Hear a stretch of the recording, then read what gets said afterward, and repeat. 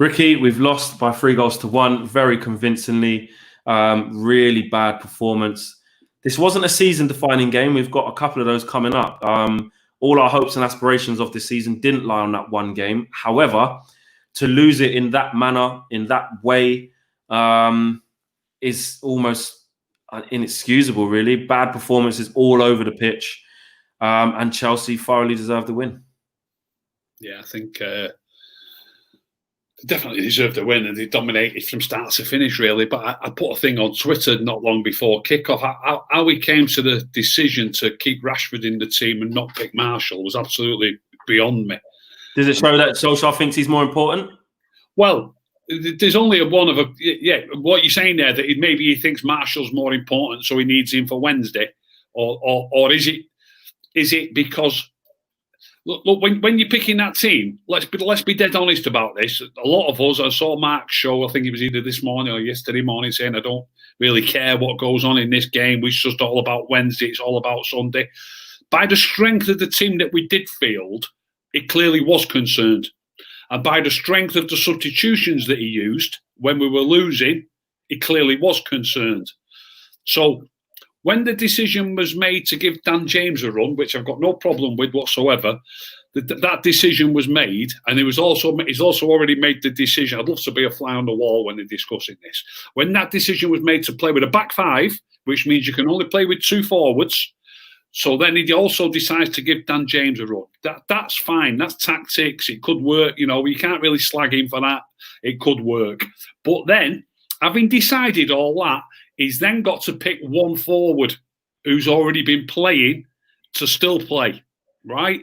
Now, if they got together, like I said, I'd love to be a fly on the wall, and said to each other, Anthony Marshall's far too important. We don't want him to get injured. Let's keep him out of it so that he's definitely fit for Wednesday. That's fine. If they've said, which I think they probably will have said, we're bringing Dan James in, we've still got to give ourselves our best chance of winning, and we're going to keep the player on the field who's going to help us to do that. If they've said that, they want sacking. Because Marcus Rashford is not half the player Anthony Marshall is. Not half. And I said it on Twitter. As soon as the team came out, we haven't got anybody to hold the ball up. We're just going to be completely under the cosh throughout the game, which we were. We need players who have got strength, who can get the ball down and hold it and let people get up the pitch. Rashford in the first half, I put on Twitter, and there's people slagging me on Twitter. There'll be people slagging me on here tonight. I said when Dan James got subbed, I put on Twitter, he was not the worst of our forwards. We only played with two forwards. The worst forward was Marcus Rashford. Now then, I want to say, I'll tell you why. I'll tell you why. You're probably thinking why, right? As I've said about Marshall, what most people are watching for when they're watching that game, they're obviously hoping for United's forwards to take the opposition to the cleaners. They're obviously hoping for us to score goals and make chances. Obviously, that'd be great if that can happen. It'd be fantastic if that can happen, but it was never going to happen. So the next best thing that you've got to do is you've got to get your forwards getting hold of the ball in Chelsea's half and just finding a pass, or just maybe holding a man off and finding a pass, and allowing the rest of your players to get into their half for two main reasons. Obviously, one, to keep a little bit of pressure on them, but secondly, to give our defence a little bit of a breather, for us to get up the field, for us to get a little bit of confidence in the game. Now, obviously, I've not had a chance to re-watch the game yet. I'm going to re-watch it tomorrow. All I'm talking about is tiny little bits of the game where you come short for the ball. Maybe you go that way and there's nothing on, so you pass it that way. Just little bits and pieces where, and I'm telling you, Flex, where the people like Harry Maguire and Lindelof will be saying, well played, son. That's all. That's all. Nothing spectacular. Just well done, son. That's fine. I bet you, when I watch that tomorrow, I'll find about 10 situations where Dan James will have got a pat on the back or a well done, son. I'll only find 3 or 4 situations where that happened to Marcus Rashford. He could not get in the game in any way, shape or form. Now then, I have to say, I think I'm surprised. I'm surprised that you've gone at Rashford so much in this particular game, only because I feel that with how we set up and how Solskjaer made us so defensively set up with the 5, I feel that Dan James didn't do anything that Rashford. Dan James just kept trying to run him behind. Bruno tried to find him a couple of times. That was it. I didn't see Dan James get hold of the ball, set someone, give it, look after the ball. That's not his game. I get that, but also I don't. Well, I think a dig flex, and I'll be studying. Okay, well, fair enough. I'm sure you'll find a thread, but I haven't watched it back. I probably never will because I don't want to see it. Yeah, but enough, yeah. But I saw enough in that game to see Dan James not do anything. I saw enough in that game that Rashford didn't do anything. But I didn't look at it and think that definitely having Martial on in that system would have been way better. I think the system killed the players, as well as all of the mistakes that they made. I thought in midfield we were poor. I thought that up front they rarely even saw the ball because Chelsea were swamping us. Chelsea were energetic. Chelsea were all over us. Defensively, the whole back five in the first sort of 10 minutes. We were doing all right because I thought this is why we don't even, I thought this is why we don't even need 3 centre halves for just Giroud. He's big. Who's he going to flick it onto? Even if he wants to flick it on, you know your football. If you're playing against a big centre forward and you're big, sometimes let him flick it on. When you're playing against your Crouchies or your Andy Carrolls, sometimes you let him flick it because you can't always win it. That's fine. After the first sort of 10 minutes when Maguire was doing okay, he started to get involved in the wrestling, started to get involved in the battling with Giroud, and I think his head went.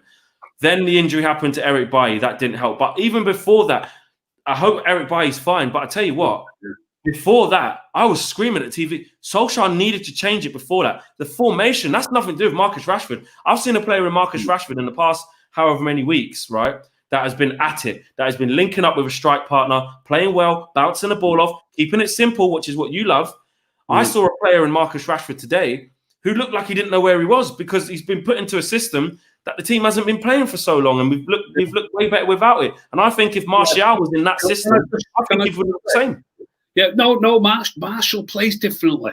Martial comes short for the ball, holds it off, wins free kicks. Tiny little things that most people don't realise. I agree with that. But I just don't think in this game it's as much on Rashford as you say. No, but Martial did do it better when he come on. He won the penalty. Do you know what I mean? But Dan James definitely wasn't better than Rashford, though, Rick. I'm not having that. They were both just poor. I'm absolutely adamant that I'll be convinced of it when I watch it back. You probably will because you think you've got it. You're not going to let it run. Flex. I will look at it, and every single solitary time that I think it's. But what did Dan James do? What did he do then? What did he do? Well, I've just told you. He got hold of the ball a couple of times. He won a couple. Just as he got took off, he won a free kick in a dangerous position. I know you sort of like laughing. You might score for him now. No, I'm not laughing at that. I just feel like Dan James did what Dan James does, which is always look to get in behind, and we couldn't do it because Chelsea were very rigid and didn't get caught. So he was null and void. Rashford was null and void because, like you said, he's not like Martial. Let's move on to a different subject, but I'll leave it at this. I'll look at it in the morning. I'm going to study it with a fine-tooth comb, and I'll be amazed if I'm not convinced that Dan James had a miles better game than Marcus Rashford. Getting back to what you said, I agree with you. It's not completely the player's fault.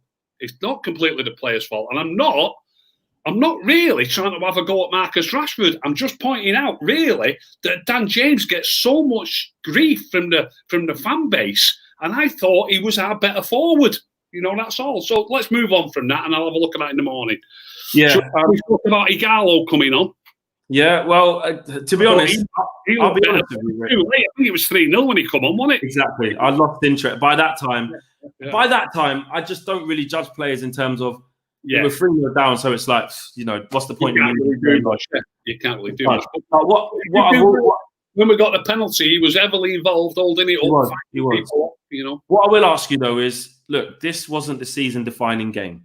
We knew that before. Wednesday really is. You know, you look at Leicester who have been beaten. Losing how we lost today was terrible. I'm not going to sugarcoat that, and it was embarrassing at times. I thought it could have. When it got to 3-0, I was thinking, I'll tell you what, this could be 4-5. I was really worried. Just wanted it to be over. But Wednesday night, obviously, you're expecting normal service to be resumed in terms of team selection and tactics. Do we go and get those 3 points? West Ham won't just be on the beach because they're pretty much safe. You know, they're confident right now. They want to upset our party, and we've seen how slowly we're starting games. We can't deal with a press at the moment when people sticking it on us. How are you feeling that will knock our confidence for Wednesday, or do you think we'll be able to raise it up? I think we'll be able to raise it up. I think we'll be all right. But West Ham are playing well. I'm expecting a tough game. And I've been working out a few things today. And it won't be the end of the world if we don't beat them. If we draw with them, you know what I mean? We'll be a point in front of Leicester. Leicester have got to beat us, you know, if we draw. If I've worked something out today, Flex, I'm going to put it on Twitter after. If we beat it's not even on Twitter yet. If we beat West Ham 2-0, yeah, it'd be a good result, wouldn't it? Good result. You'd take that now, wouldn't you? If we beat West Ham 2-0, our goal difference is 2 better than theirs. Well, we could lose 1-0 against. Well, we could lose 1-0, but no, we couldn't lose 1-0. If we lose 1-0, we lose 1, they gain 1. So if we win 2-0, they've got to only win 1-0 to level the goal average up, goal difference. That's all they've got to do. So if we win 2-0, they've got to win 1-0, and they've scored a couple more goals than us, right? About 4 more, so it'll still be more. So if we win 2-0, they've only got to beat us 1-0. But if we draw, they've also only got to beat us by any score. So if we win by 2-0 or draw, they've only got to beat us. That's it. So it doesn't make any difference unless we can win by 3 or 4-0.